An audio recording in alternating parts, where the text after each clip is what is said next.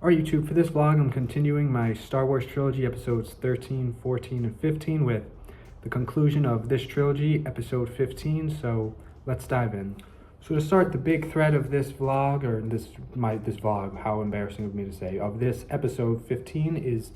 this gargantuan TIE fighter that, yes, that is Luke's old house where it was restored, and many people and across the galaxy have made this like a safe house and sort of a resistance sort of training to expand the Jedi Order and expand pilots such as the Rogue Squadron, which, by the way, I heard about a Rogue Squadron movie that may still happen, fingers crossed, but many pilots and, also good politicians of the galaxy. There aren't many good politicians in this galaxy, but there still are some that want to, bring peace to the galaxy, but the Empire doesn't want that, so they're creating this gargantuan sort of, it's like the Death Star if it could fly, which you can imagine how terrifying that is, because we've already seen Starkiller Base and the Death Star and all these other threats, but they're learning from their mistakes, as this one does not have a big weak spot, and, well, it did, but, to get into that plot point, this character here, Mr. Jason Solo, and his Wookiee companions, similar to Han Solo and Chewie, but they're two different characters, and as you can see, he's got his mask there, which used to be his Kylo Ren mask, or similar to it, but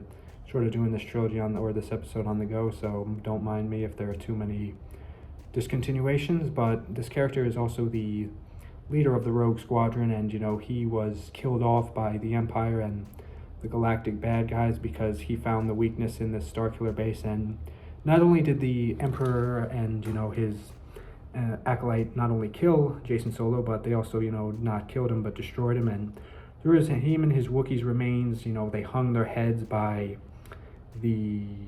weak point, and to seal off as like a middle finger to the rebellion and the resistance, saying like, you will never destroy us, but they very well may, because there are new hopes in the galaxy. And one of those new hopes, actually, believe it or not, includes the big evil Sith himself, Darth Maul, who, as we're learning with Maul Shadow Lord, is maybe not the heinous anger-filled wrath Sith that we all predicted him, and that's certainly the case for this episode, as he's proven that even some Sith can turn to the light side, but Emperor Palpatine, Sheev Palpatine, absolutely cannot, because he is the ultimate villain in this. Now, with that being said, Maul does try to turn Sheev into a good guy by trying to convince him to join his sort of gray Sith rebellion, which is somewhat of an in-between between the, absolutely pure evil Empire and the Resistance Jedi Order in Luke's house rather. So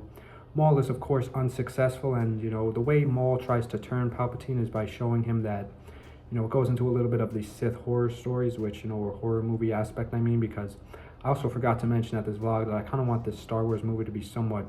horror movie-like, but that's more of a logistic than a story point, but I will get into that. Now, one of the big horror movie-like scenes I want to see in this Star Wars movie that I'm making, or film I'm pitching, whatever you want to call it, is Anakin's, slaughter, rampage episode on episode 2, Attack of the Clones, when he slaughtered the village. We're going to see all the in-depth. It's still going to be PG-13, and logistically, because no blood, because lightsabers, and obviously nothing too graphic, but we're going to see just what went through Anakin's head and his fall to the dark side, as well as how we can learn from him, which they have. The good news is the new Jedi Order has learned somewhat from Anakin, and they've actually, that's a great news for them, as they've prevented a few of their apprentices who are having significant doubts in going down the Sith pipeline. They prevent that, and that's great, right? But another horror movie aspect includes the new creation of this General Grievous, but Palpatine created him from midichlorians, and, a force-sensitive General Grievous would be an absolute force to be reckoned with, so he's sort of the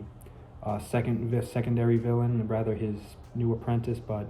Palpatine is, of course, planning to overthrow him, but seeing as he's a droid, he's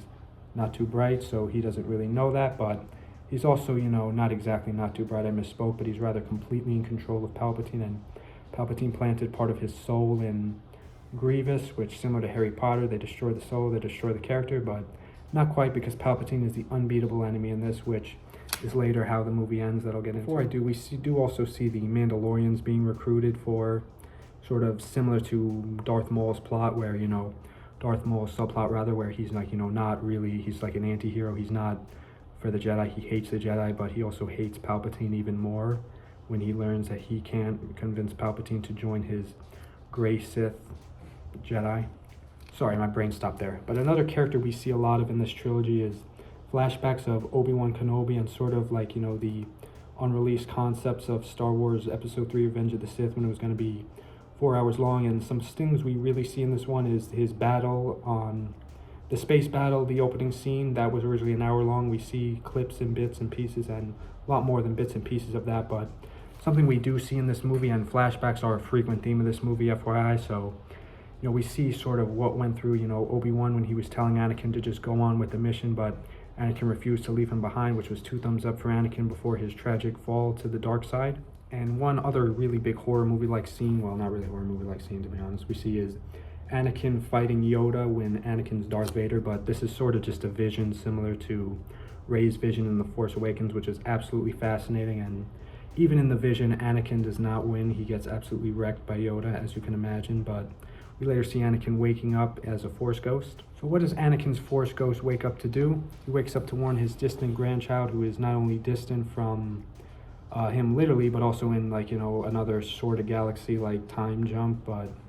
he warns Kate Skywalker and Talon about the rise of the new Empire, and they're not really caring to hear it because he feels like Anakin's ghost has not been there for him. But later he realizes that he must overcome his grudge of his grandfather, and so does Darth Talon realize she has to overcome her grudge of the betrayal of her former master, Darth Maul.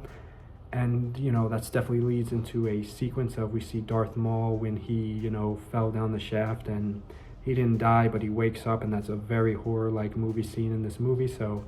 I'll call it quits here because I'm really having almost too much fun talking about this episode. But if you guys are wondering how it ends with, sort of on a cliffhanger, but with an open door for a new trilogy. Not quite like The Rise of Skywalker, but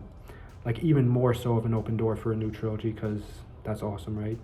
Until then, I hope you guys have enjoyed this vlog and these artworks. Until then, thanks for watching. See you more soon. Goodbye.